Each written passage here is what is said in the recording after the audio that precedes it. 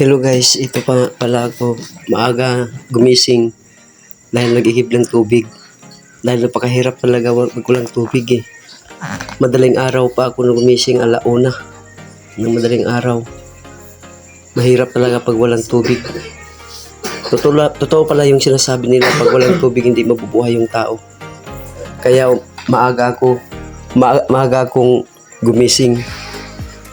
Ito, kahit antok pa ako, talagang gigising talaga dahil walang tubig dito sa amin.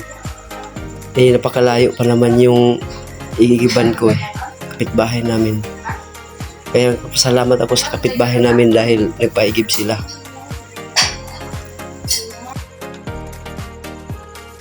Kahit inaantok pa ako niyan, pero nag-igib talaga ako dahil kailangan ko ng mga anak ko ng tubig dahil wala silang pangligo.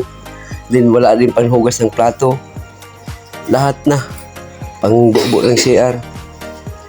Lahat ginagamit namin para sa araw-araw. Kaya salamat talaga dahil may iniigiban pa kami dito.